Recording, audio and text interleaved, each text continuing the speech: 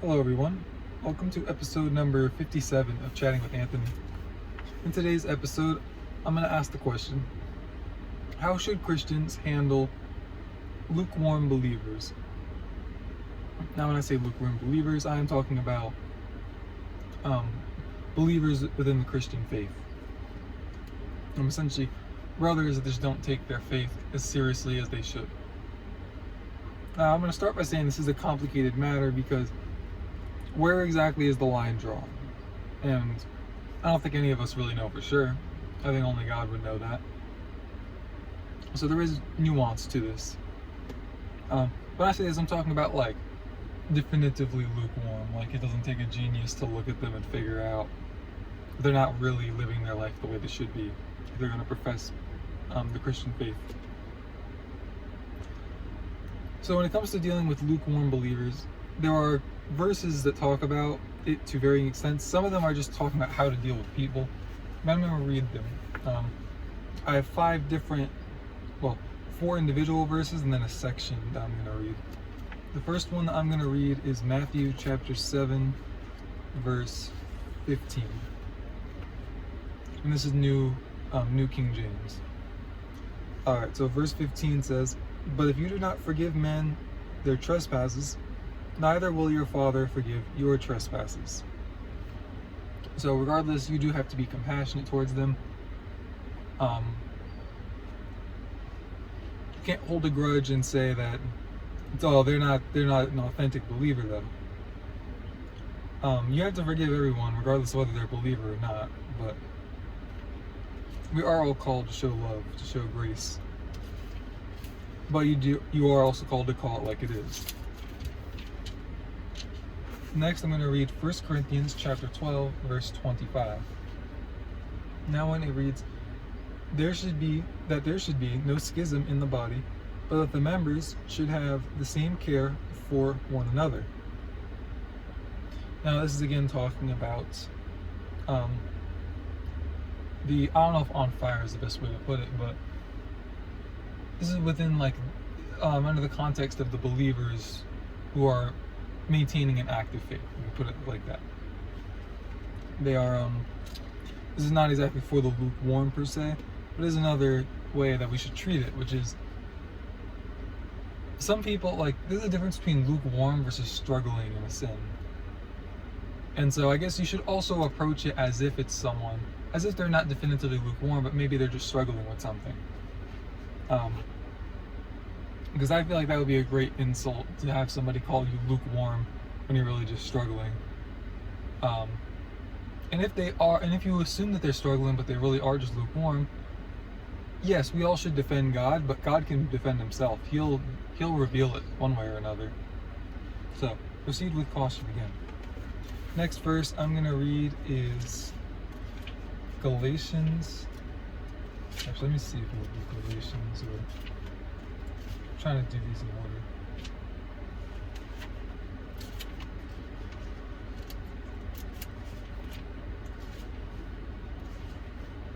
Okay, here we go. Galatians chapter 6, verse 1. And that one says, "Brethren, if a man is overtaken in any trespass, you who are spiritual, restore one in a spirit of gentleness. Consider yourself, lest you also be tempted." So yeah, pretty much what I was saying earlier regarding proceed with caution and proceed with love. Understand that we all have our own temptations. We all have our own cross to bear, so to speak. And that my experiences aren't going to be your experiences, and we all have to learn how to handle things. Sometimes the way we handle a situation that leads us into sin is impacted by something like small that you wouldn't necessarily connect. Like sometimes the way that you react to the way someone said something is because of a bad relationship with your parents or with a spouse, for example. So don't assume the worst of people. Tread with caution and mark false believers, but at the same time be careful with who you mark. Try to act like it's a non-erasable Sharpie, or not Sharpie, non-erasable marker. Let me put it like that. So only draw the X if you're sure that they deserve the X. Alright, the next verse is going to be in Hebrews chapter 12, verse 15.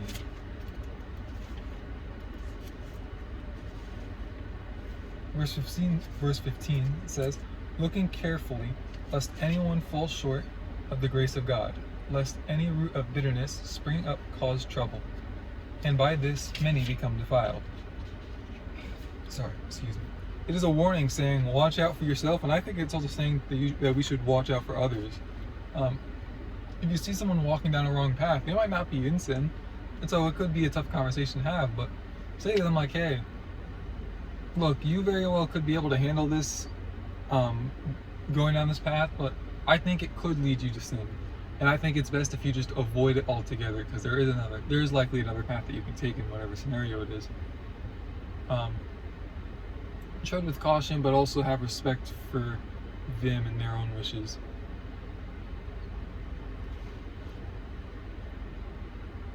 And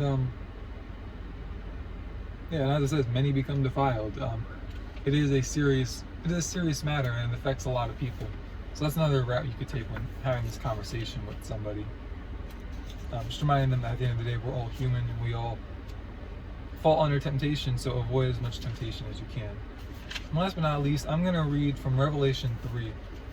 I'm going to read bits and parts of it. I'm going to start with verse number 14. So it says, and to the angel of the church of the Laodiceans write, these things says the Amen, the faithful and true witness. Okay, I'm going to skip forward a little bit. Actually, no, I don't have to. And true witness, the beginning of the creation of God. I know your works, that you are neither cold nor hot. I could wish you were cold or hot. So then, because you are lukewarm and neither cold nor hot, I will vomit you out of my mouth. Because you say, I am rich, have become wealthy, and have need of nothing, and do not know that you are wretched, miserable, poor, blind, and naked. I counsel you to buy from me gold refined in the fire, that you may be rich, and what shame of your nakedness may not be revealed, and anoint your eyes with eye salve, that you may see.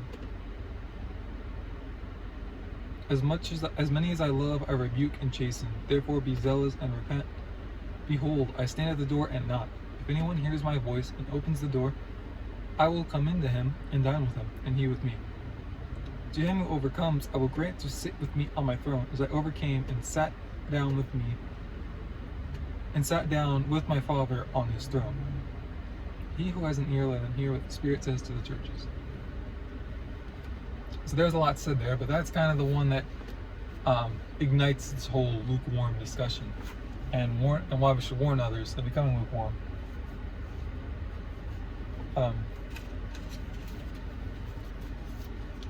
Essentially what Jesus is saying is, if you're complacent, if you're in the middle and you're straddling the fence, there's not much I can do for you, because at least if you pick a side, you stick to it. I can try and bring you onto my side and you can stick to it. But if you're not really going to do either one, then you're putting me in a tough position here. Not that anything is difficult for God, it's really not, but He does work with what we offer to Him. And the reality is, when you don't put in effort, it's kind of when you offer that up to God, it's just God's gonna have to force you to give effort and then try to but you get what I'm saying? It's hard to put into words what I feel like I'm trying to say. I'm struggling to find the words, but essentially he's talking to people who, because if you're lukewarm, right? I don't think there's anybody out there that would willingly call themselves lukewarm. At least they wouldn't use those words. They might describe lukewarm, but not really come out and say the words, yeah, I am a lukewarm Christian. Because I think that even people who aren't in Christianity know that you're not supposed to do that. But God is basically saying, if you're in this place, you probably don't even see it. Actually, no. Okay, I'll take that back. I don't see God saying that here, where it's you won't even notice it yourself. But He is basically saying that in that state of being lukewarm, you don't feel that you need Him, Because if you felt that you need him, you really wouldn't be lukewarm. You kind of just view it as like, God's like the genie in the bottle, and he's just gonna pop in and fill your cup and then go away and leave you to add it on your own. And it's not something that's not a formula to get into heaven, and God loves us enough to tell us this. He even says, like, buy from me gold refined in the fire that you may be rich. He's talking more along the lines of like a spiritual currency, if you will, not like a literal gold. He's just saying, I'm the only one who can make you rich in spirit, so come to me, fellowship with me, dine with me. I'll happily, as it says in other parts of the Bible, like, I'll happily re-enter you into the fold. I'm more than willing, is basically what he says. And to have need of nothing. And when you're at that place, I mean, the veil has been pulled over your eyes, and he loves us enough to tell us that's not okay, but it's up to us to make the decision, really. A lot of the stuff that is said in the Bible is because we have our own free will and we need to utilize it. So, in regards to handling a lukewarm believer, in terms of the actual interaction, you essentially have to call them to conduct themselves above what the status quo is.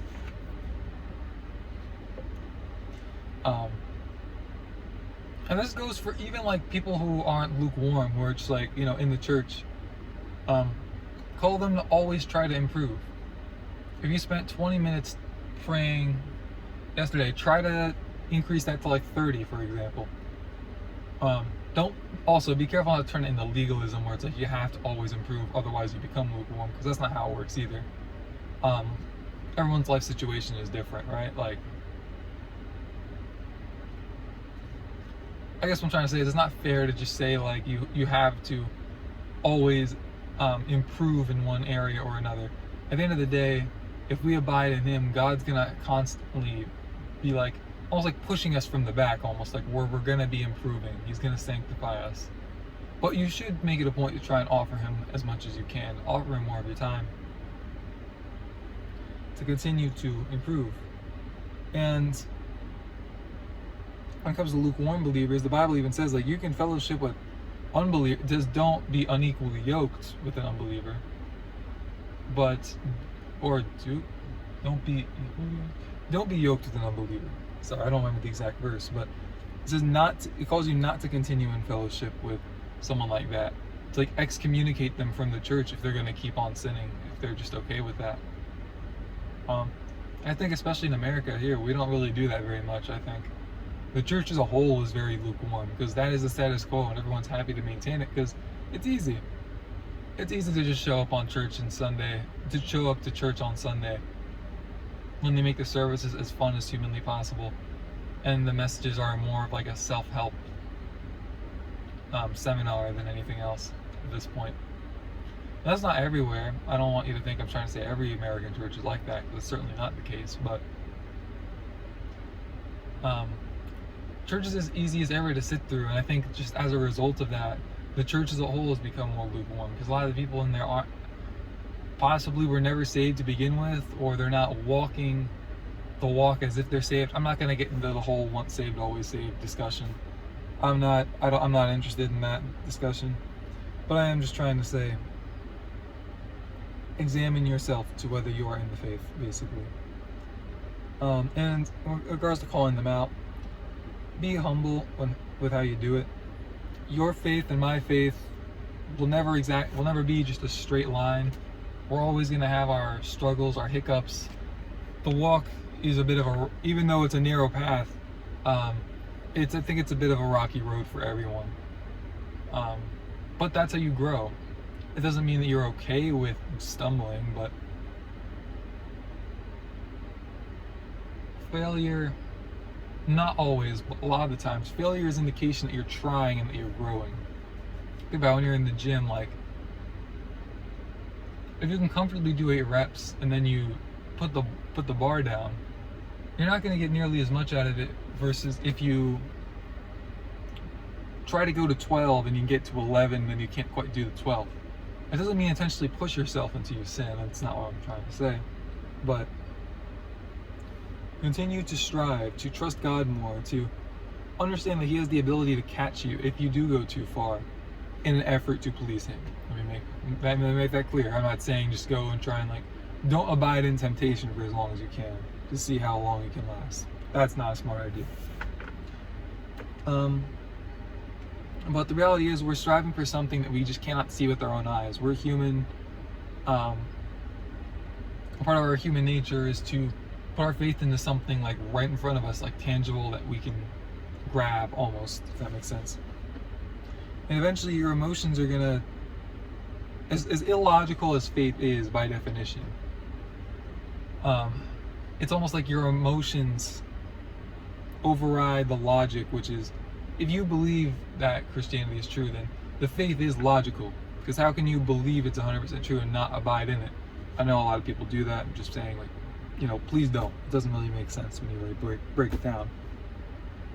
But your emotions are going to override your logic sometimes. Unless you're just David Goggins level mental toughness. But I'm not, and I know a lot of us aren't. So that's just general advice. Don't get too down on yourself when you do stumble.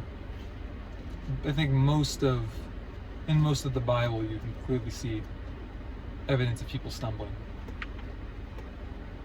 So I'm going to close with one last verse, John chapter 7 verses 24, and this is in regards to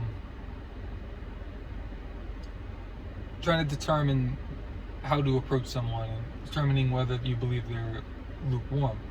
It says, "Do not judge according to appearance, but judge with righteous judgment." You're going to try to judge them with the same measuring stick that... Use the Bible as the measuring stick, is basically what I'm trying to say. Okay, well, that's all I have for this episode. Thank you guys for watching. Stay safe, God bless, and I will see you guys in the next one. Stay safe, you brothers.